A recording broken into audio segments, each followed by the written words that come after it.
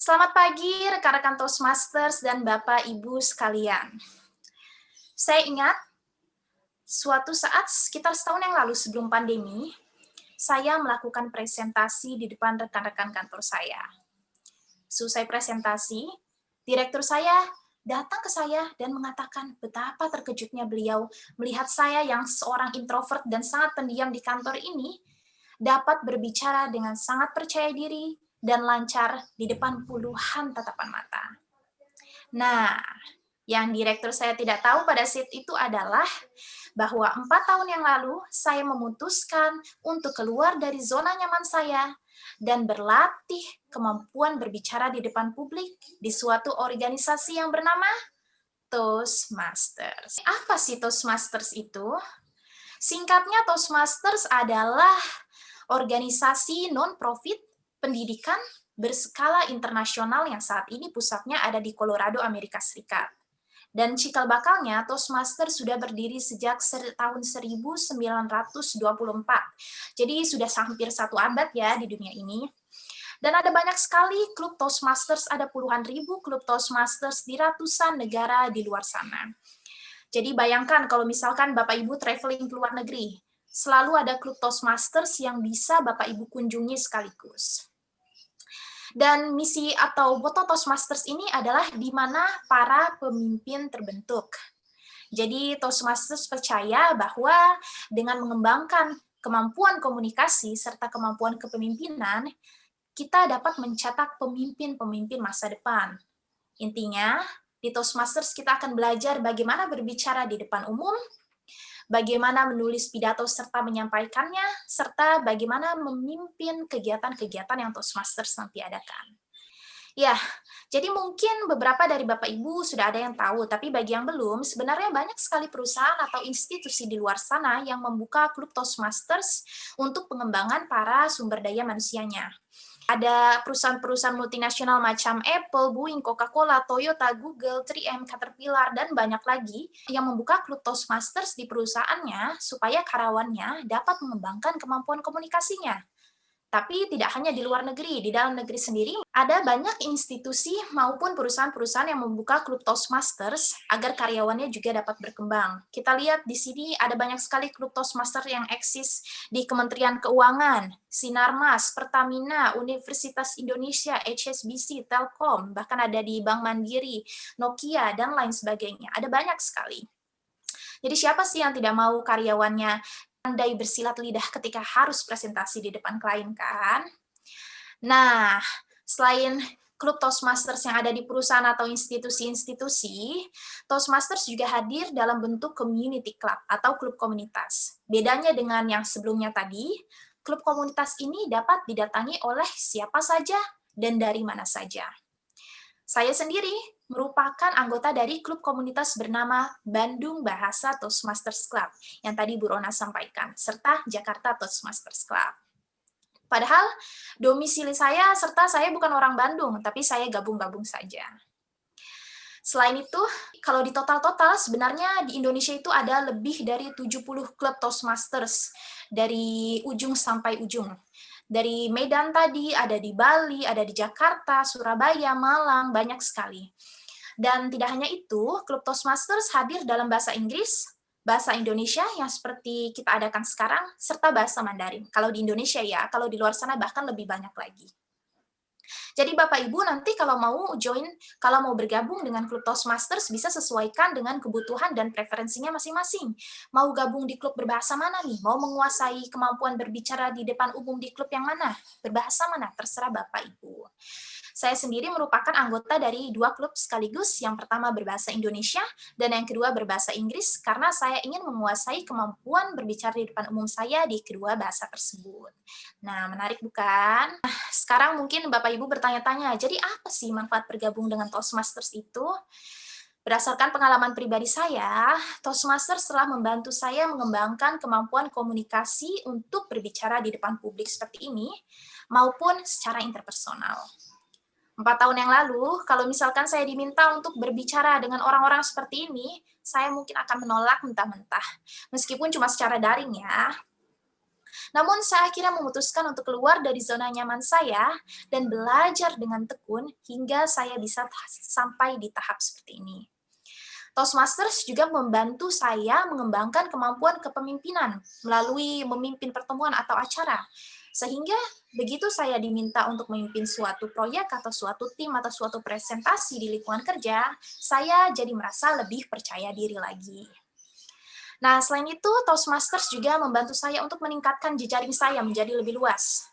Saya kenal sekali beberapa rekan Toastmaster saya yang mendapatkan rekomendasi pekerjaan misalnya dari rekan Toastmasters lainnya atau surat rekomendasi untuk studi ke luar negeri.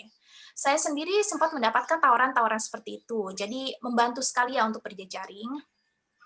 Dan selain itu, anggota Toastmasters belajar di Toastmasters dengan cara mempraktikkan tips-tips atau teknis-teknis yang dipelajari dari kurikulum Toastmasters yang nanti kita akan bahas selanjutnya.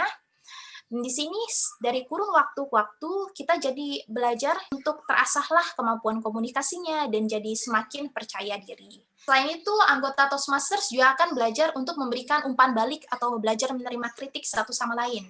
Jadi misalkan minggu ini saya yang menyampaikan pidato, anggota Toastmasters lainnya akan belajar untuk mengevaluasi saya.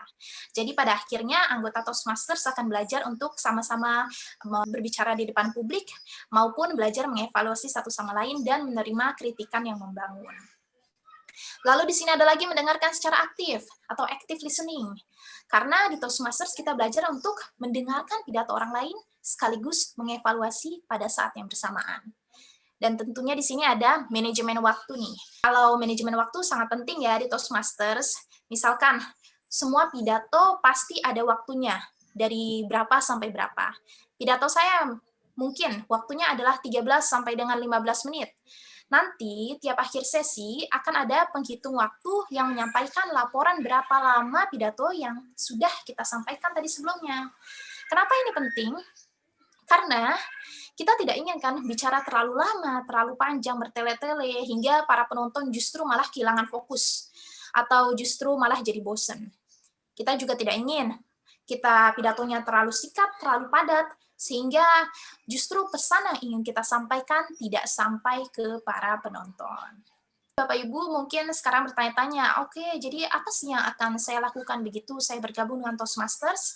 Nah, karena Toastmasters merupakan organisasi berbasis komunitas, berbeda dengan lembaga training atau lembaga kursus yang ada tutor, kita di sini sama-sama belajar, sama-sama berlatih. Jadi kita maju bersama-sama ya, seperti yang tadi Bu Rona sampaikan.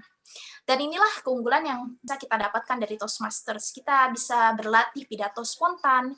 Kita sebagai anggota baru nanti akan mendapatkan mentor satu-satu yang merupakan anggota Toastmasters lainnya yang lebih senior dan lebih berpengalaman. Dapat mengikuti kontes, seperti tadi Toastmaster Patrick sebelumnya, yang diadakan setahun sekali, bahkan bisa sampai ke tingkat internasional. Dan mendapatkan pelatihan-pelatihan atau workshop gratis yang sering sekali diadakan oleh Toastmasters, juga mendapatkan sertifikat. Ada sertifikat kepesertaan, sertifikat anggota, maupun sertifikat yang menunjukkan bahwa Bapak Ibu telah menyelesaikan level tertentu di Toastmasters. Tapi, pada hakikatnya, Toastmasters ingin menciptakan suatu lingkungan yang suportif dan positif, sehingga para anggotanya termotivasi untuk meningkatkan kemampuan komunikasi dan kepemimpinannya. Dan pada akhirnya terciptalah rasa percaya diri yang lebih tinggi dan personal growth. Kita sudah bicara banyak mengenai apa itu Toastmasters dan bagaimana cara kerjanya, apa manfaat-manfaatnya dan keunggulannya. Sekarang mari kita bicara mengenai kurikulum pendidikan yang Toastmasters punya. Jadi inilah kurikulumnya Toastmasters, namanya Pathways. Pathways Learning Experience. Apa itu Pathways? Singkatnya Pathways adalah kurikulum pendidikan yang Toastmasters tawarkan untuk para anggotanya, kurikulum terstrukturnya. Jadi, begitu Bapak Ibu menjadi anggota nanti, Bapak Ibu akan mendapatkan akses atau email dan kata sandi untuk mengakses Pathways ini.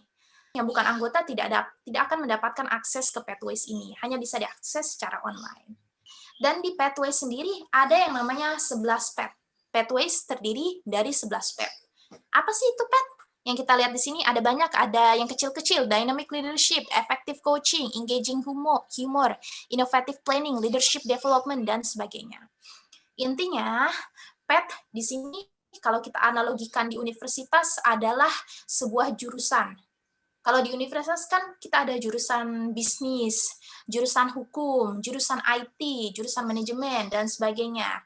Nah, PET di sini adalah jurusannya kurikulum di Toastmasters atau Pathways. Jadi Bapak Ibu bisa ambil sesuai dengan preferensinya masing-masing. Mana yang lebih cocok, PET mana yang Bapak Ibu ingin lebih dalami, yang sesuai dengan kebutuhannya. Kalau kita lihat di sini, misalkan nih, ada PET namanya Dynamic Leadership, dan kita lihat di sampingnya ada angka-angka 1, 2, 3, 5. Artinya, Dynamic Leadership fokus pada beberapa hal, yakni public speaking, interpersonal communication, strategic leadership, manajemen, dan confidence atau percaya diri. Sehingga apabila Bapak Ibu nanti akan mengambil PET Dynamic Leadership, proyek-proyek atau pidato-pidato yang akan Bapak Ibu ambil nanti akan berhubungan atau condong ke 4 kompetensi ini. Nah, jadi nanti bisa dipilih ya, mana nih PET yang ingin saya dalami lagi. Kalau misalkan bingung, tidak perlu khawatir, karena sebelum mengambil PET nanti, akan ada assessment test sebelumnya, sehingga kelihatan kira-kira butuhnya atau cocoknya yang mana. Dan begitu menjadi anggota Toastmasters baru, Bapak Ibu akan mendapatkan 1 PET gratis. Kalau ingin tambah lagi, nanti akan ada biaya tambahan lagi, dan semuanya tersedia secara online ya, bisa diakses secara online. Bapak Ibu juga bisa order versi print-nya apabila mau dengan tambahan biaya. Tapi semuanya dapat diakses secara online.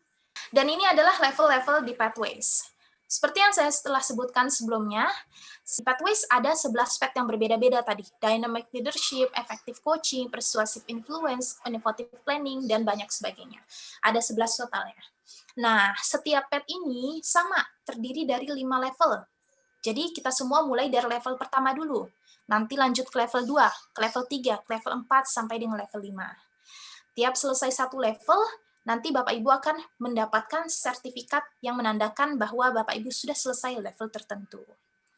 Dan setiap level tentunya terdiri dari beberapa proyek yang mengharuskan Bapak Ibu untuk menyampaikan pidato di depan klubnya masing-masing atau di depan rekan-rekan Toastmaster masing-masing, sampai kalau misalkan sudah sampai di level 4 atau level 5, mulai ada proyek-proyek yang memberikan tantangan nih ke Bapak Ibu untuk misalnya melangsungkan suatu podcast, atau mengadakan suatu kegiatan, atau menjadi misalkan moderator di suatu pertemuan internal Toastmasters, dan lain sebagainya.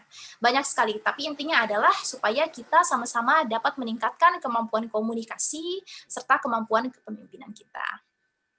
Kita sudah bicara soal Toastmasters, apa itu Toastmasters, apa keunggulannya, apa kurikulumnya, bagaimana isinya. Sekarang kita bicara soal biayanya nih, yang juga penting.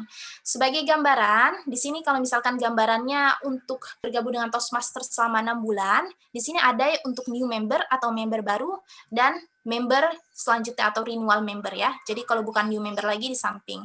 Untuk new member biayanya cuma 65 US dollar. Wah, murah sekali ya. Atau sekitar 1 jutaan selama 6 bulan. Dan untuk member untuk anggota yang sudah pernah jadi anggota sebelumnya, atau kalau misalkan mau lanjut lagi setelah jadi anggota baru, biayanya hanya 45 US dollar, atau sekitar 700.000. Dan kalau dihitung-hitung, sebulan itu artinya cuma sekitar 100.000, atau setara dengan 2 gelas Starbucks.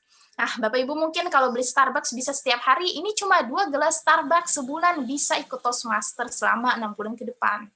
Jadi, di Toastmaster ini merupakan investasi leher ke atas yang sangat tepat, dan pastinya bisa membuat kita dapat mengembangkan kemampuan komunikasi serta kemampuan kepemimpinan kita lebih jauh lagi ke depannya.